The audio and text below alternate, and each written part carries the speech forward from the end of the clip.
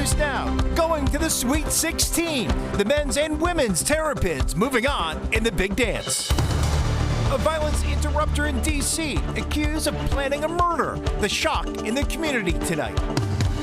Hi, everyone. We're headed for a cooler Tuesday, but more sunshine this week. I have your full forecast. It's coming up. Teenagers charged in a gun store burglary. The new surveillance video as police search for a third suspect. Multiple retailers slashing their prices as we head into spring. We're helping you stretch your dollar with where to find the best deals. You're watching the station covering all of the DMV. This is DC News Now. Hi, everyone. Thank you for joining us tonight for DC News Now at 9 o'clock. I'm Chris Flanagan. Susan Tran has a night off. Well, the Maryland women's basketball team moving on to the Sweet 16. They beat Alabama tonight in a double overtime thriller in College Park. It was actually the second highest scoring game in women's NCAA history. It was incredible. Maryland had to rally to tie the game at the end of regulation. Alabama then hit 3 free throws to send the game in a second overtime. Came down in the final possession. The Crimson Tide, though, could not get a shot off that would have tied the game. So the Terps hold on to win in double OT, 111-108. Head coach Brenda Free is giving credit to both teams and also all the fans that packed the Xfinity Center in a game that will not be forgotten anytime soon. I can't say enough about our fans. You know, a 5 o'clock tip where we live is a pretty tough time, and they definitely, like they've been all season long for us, gave us such a boost, especially when it went into overtime and then double overtime. I told them overtime is our time. And just, you know, can't say enough, you know, just so proud of this group. You know that it's going to be a heavyweight fight. Both teams, you saw the competitive spirit, the mindset to want to go on to the next round. I thought we came out with a great mindset. We punched first, and then, you know, Alabama, you know, responded with the character that they have. You know, really no team deserved to lose this game tonight. Both teams were so good.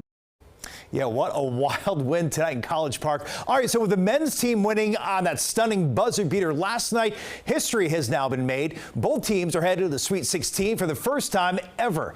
As DC News Now's Tim Reed shows us, the team's success on the court, it's a big win for local sports stores as well. This sports store in Forestville, Maryland is almost sold out of all University of Maryland basketball merch. I spoke to the manager and customers who are lining up to buy Maryland merchandise to support the team. The University of Maryland's men's basketball team's hopes stay alive after a buzzer beater to advance to the Sweet 16. Any local team that does fairly well, a lot of the people in the area like to support and show that love to that specific team. First Down Sports is nearly sold out of Terps basketball gear because the men and ladies teams are doing so well in the NCAA tournament. They typically have shirts and jackets, but most of those items are gone, and they only have ball caps left.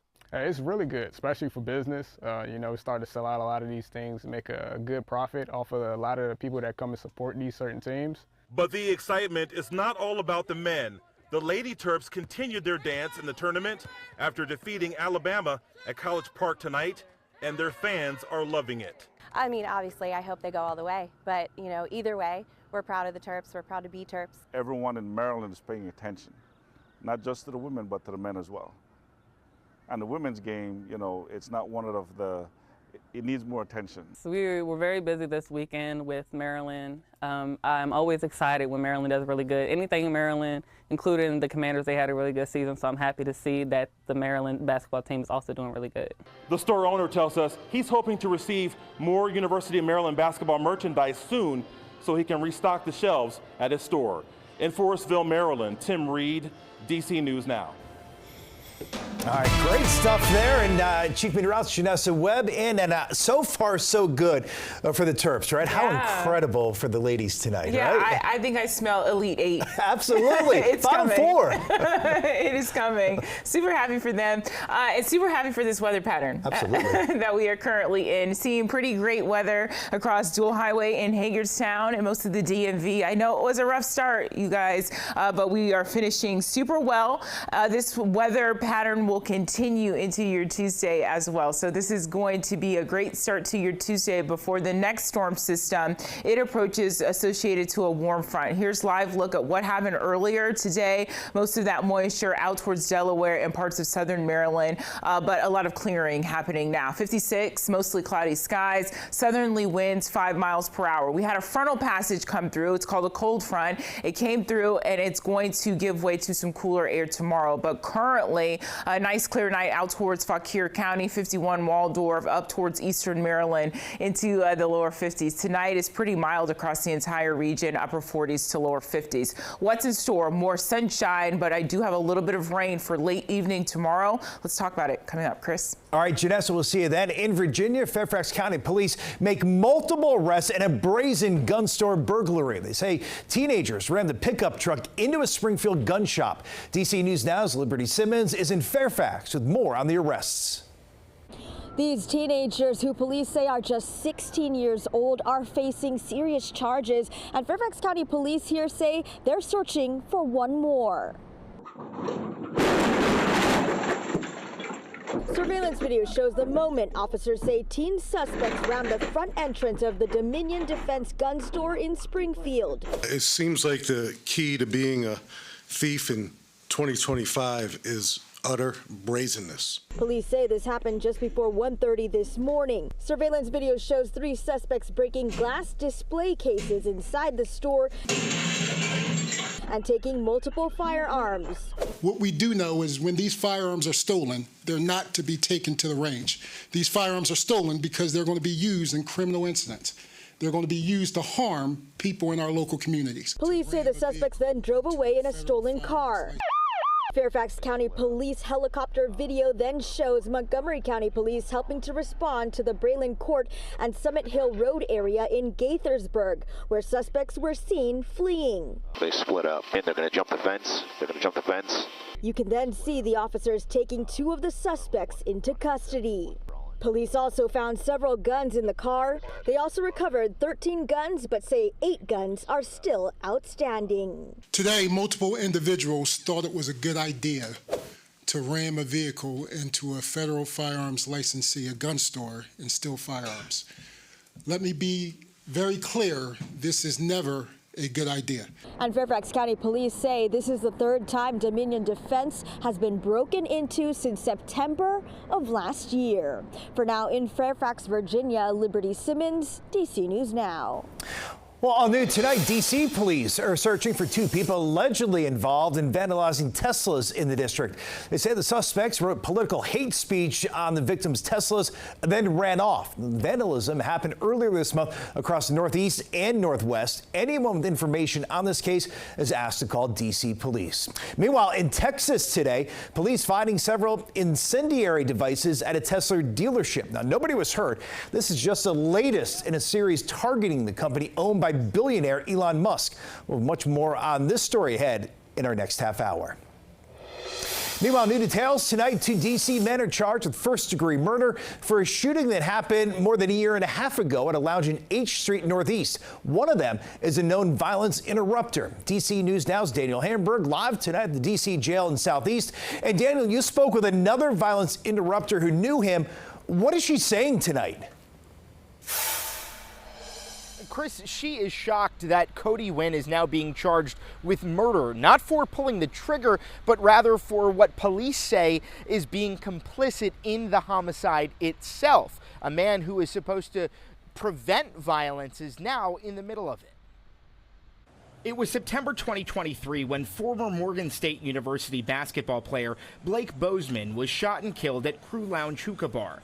Police just announced the arrest of Antoine Shelton and Cody Wynn, both charged with his murder. Wynn has been working with the D.C. Office of the Attorney General as a violence interrupter. I know he does a lot for the community. He runs a safe passage program.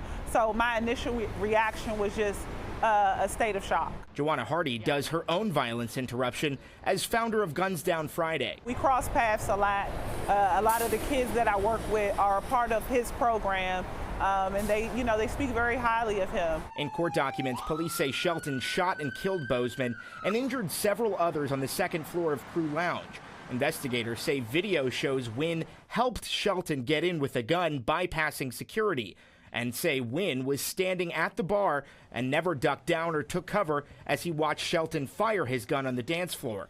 Police say Wynn gave Shelton a hand gesture pointing towards the stairway exit to leave, at which point Shelton ran down the stairs and outside to the vehicle Wynn parked across the street. In a statement, a spokesperson from the D.C. Office of Attorney General said these allegations are deeply troubling, and our heart goes out to the victims, their families, and their loved ones. Our office had no knowledge of Cody's potential involvement in any events related to his arrest.